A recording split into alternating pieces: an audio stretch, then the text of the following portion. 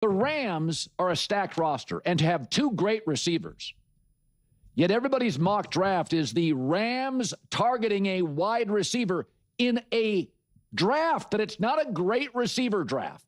Carnell Tate is considered the one absolute first-round receiver. The kid out of Arizona State had injury issues, and Mekhi Lemon from USC doesn't really separate. He's not a burner. You can hold him up in traffic. But yet everybody's got the Rams taking one of those guys. Why? Because of what we've been talking about for weeks. It's not the Davante Adams age. It's the Puka issues. Story came out yesterday that Puka has entered rehab, his attorney says. And this is why the A.J. Brown to the Rams rumors surfaced. We've been talking about this and hinting about it for weeks. Stuff is going to come out, drip, drip, drip, drip. And it's the reality of pro sports. Some players, especially when they're young, have some personal demons. And pro sports has always been a little cruel and unfair for all sports. It works in the reverse of real life. The average American millionaire becomes a millionaire at 61. The average pro athlete today becomes a millionaire at like 25, 23. And listen, that's a lot. I mean, Puka's from a small town in Utah. He goes to L.A. He would have been much better served going to Green Bay, going to Tampa Bay. He goes to L.A. with McVay, with Stafford, Super Bowls, number one offense, on national TV, 75,000 people in the number one, number two media market in the country. It is a lot for somebody that, that's excelling on the field and getting this attention. I mean, I've talked to a lot of pro athletes, even the smart veterans, and they're like, oh, yeah, my first contract, I bought 30 suits. I was playing the game. It's a lot. Pro sports is tough. A lot of these athletes, probably half, don't come from a lot of money, come from small, great powerhouse football programs in Hoover, Alabama, or Provo, Utah. They don't come from big cities. And now you play for the Philadelphia Eagles. And your name's being mentioned and you're getting screamed at by the fans and you're on WIP radio. It's a lot. It is overwhelming. You hear all the time about young people on Instagram. Well, imagine being on Instagram, literally on everybody else's Instagram, talking about you. So I hope, I've said this before, is I think part of them drafting a receiver in the first round is an insurance policy, not on Davante Adams' injuries, on Puka's stuff. Tom Pelissero last week. Yeah, let's talk about this. He's still one of the best players in the entire NFL. He is still somebody who's going to be in line for a big contract extension at some point. I don't get the sense that the Rams are really in much of a rush to do something with Puka. But again, I wouldn't directly connect that to any of the stuff that they've had to deal with Puka off the field. He is under contract only for one more year, but you've got multiple franchise tags on top of it. They've got time, and this is probably more so something we're going to be talking about in June and July, potentially getting done with Puka, and we'll see how some of these other things at a league level and a legal level play out between now and then. Okay, so none of this stuff is factoring into the Rams' decision. That's fine. He's in a rehab facility right now, but it's all good. I've gotten conflicting reports that he's been there for a while, or that he just recently checked in. Like, he had been there even before some of the other stuff was released, the biting incident and all of that. And to be very clear, we are not hashing out any of the legal matters or any of that type of stuff. Not going to touch that. What's weird is this. First off, his agent is the one making all the announcements. And let me emphasize this, if you don't know, and I've said this plenty of times so lots of people do know, I was literally a counselor at a men's inpatient rehab facility. Okay, so this is my literal professional background we're dealing with. We're in my world right now. We are in my world. And I was working at real rehabs, not the ones in Malibu, not the fancy little places where you're getting massages and sitting on beaches drinking smoothies. I'm talking about the ones in the middle of nowhere with the forgotten souls. The ones whose lives were literally going nowhere. Who had been locked up for 20+ years in prison. Things I could never even repeat because it's just too extreme and unthinkable. So there are already a handful of weird things where I'm just like, 1, he's in a facility and it's not even for substance abuse. Apparently not. They haven't said that. It's for personal growth. personal growth and improvement. It's like, okay. He secretly did this, which is fine, but now it's being strategically announced. Because actually, when you go to a legitimate facility, you can neither confirm nor deny that someone is there. Even if the police call, even if anyone's looking for you, and you call a facility and ask, "Is Puka here?" they say, "I cannot confirm nor deny." It could be a parole officer. The legality of it is pretty wild. Now to be clear, some of the facilities he's at might not have to practice that kind of thing, because some of those Malibu places, I don't even know if they're really accepting insurance and all that. So who really knows, honestly? And so this is all being dripped out. And again, the fact that it's his agent, or excuse me, his attorney, I misspoke earlier, it's his attorney. That's what makes it even weirder. And no, he did it before any of this stuff got released. It's like, what are you trying to create right now? What are you trying to map out? Because also, before, you're like, none of this is real. This is all horseplay. None of this. But also, well, he's in a facility because he's working on bettering himself. It's all a little icky. A little icky. Now let me be so firm, so clear, so loud. I'm looking you in the eyes right now. I am 100% supportive of going to rehab, of bettering your life, improving the quality of your life, whatever that may look like. Whether it's because of substance abuse, whether it's just because, it could not be substance-driven, it could be, I don't have emotional control. I lack maturity. And you can learn and grow and evolve. I am a huge supporter of therapy. I think everybody should have a therapist. Everyone should have a counselor. Everyone should have someone to talk to professionally. Whether you need it right now, you will need it one day in the future, because life always gets real, man. Life always gets real. So I am a firm believer in having that relationship with someone, and it's never been easier. It's never been more affordable. It's again my background. I believe in it to my core. To my absolute core. The problem is I've too regularly been burned by watching celebrities and athletes and whatnot use these types of treatments and this journey for not actually doing what needs to be done. Saw it with John Morant. I remember he entered a treatment facility. He was there for like 4 days, and then I'm cured. And it's like, oh, that's great. Congrats. It's been so brutal. One of the first times I ever had the urge to talk sports, to want to be a voice, I just wanted to be a voice. I don't remember what player it was, but I remember specifically it was on Undisputed. It was Skip and, oh my god, I can't think of his name right now, Shannon Sharp. That's how bad I am with names. I can't even remember Shannon's name. It was Skip and Shannon. They were talking about something. I don't remember exactly who, but this was like 2016, 2017. I just remember them having a conversation that they clearly didn't quite understand. And I was hearing it on First Take with Stephen A. and, I can't think of his name now either, Max Kellerman.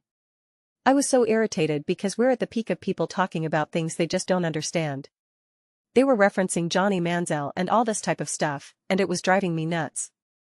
It's just something that not everyone is going to have the experience or know how best to navigate. Just because it's my background and I was pretty much born and raised in all of it doesn't mean I'm a super expert. Doesn't mean everything I say is correct. But I obviously have the perspective. I obviously have the experience. I obviously have the background. And if Puka is legitimately going into a facility and genuinely trying to get better, again, whether it's substance-driven, whether it's behavioral, there are so many different ways to go about it. And I'm not even knocking a Malibu-type treatment. Because when you do work in the real facilities that I have, those other facilities get knocked, sometimes rightfully so, because it's just kind of, hey, here you go, just hang out, we're going to keep taking your money. We charge 20 grand a day. Come on in. We're just here to do massages, to relax. We'll have some small group sessions. You'll see a counselor. But it's just a way to escape. And listen, I'd love to be able to go to a facility like that. When people say, you want to go to Italy? You want to travel the world? I say, no, I'd rather go to a place where I can get a massage, have a therapy session, relax, decompress, escape, get away. I love that. One of the first times I started working at an inpatient facility, I thought, man, this is something everyone should be able to experience. Everyone should be able to get away and work on themselves, whether your life is going nowhere or you're achieving greatness. So again, I'm a supporter of it. But you have to be willing to put in the work. It has to matter to you. And I get that in someone like Puka's situation, it's extra complicated. Because even if you didn't have any of these things going on in terms of what's happened over the last few months, obviously the most recent incident, but even before all that, there was already this perception of what the heck is going on right now. And if he still wanted to go into treatment, it would still be tricky to navigate because of public perception, because of contract negotiations, all of that stuff. But because all that stuff is happening, and now it's being announced, and his lawyer is the one announcing it, it is all a little weird. It's certainly weird. Certainly not normal. Certainly messy. And because of the messiness already, I'm like, this is tricky, man. This is weird. So there are different discussions to be had there. There really are. And I want to celebrate the people who actually want to be better, who actually want to improve. I can even give someone like Puka the benefit of the doubt. Even some of the other stuff out there about him, I can see how you make those mistakes. I can see how when you're young and you're partying and doing all this stuff, I can see how you got there. I am not one of those people who says you make a mistake and it's over, you're done, this clearly means you're a bad person, this is who you are. I don't believe that at all. Again, I worked with people who literally did the most unthinkable things, things that should have put them away forever and ever. And yet I've seen those people cry. I've seen their wounds. I've seen their progress. I've seen their growth. I've seen their failures. I was literally on the front lines of it. So I can get there very easily. Very, very easily. But there needs to be sincerity. And Puka has not shown that at all. He has not shown that sincerity. And yeah, I'm rooting for him. I'm rooting for the turnaround. I'm not rooting for the failure. I'm just planting the flag that the way this is all unfolding, the way it's being announced, the way it's being addressed, the way it's being handled, is all quite weird to me. Quite weird. And there's so much at stake. When you're in Puka's situation, and again, I've seen this plenty of times, you have people who go into treatment when there are legal proceedings coming up. They do it beforehand so the lawyer can say, Your Honor, my client just completed 60 days of treatment.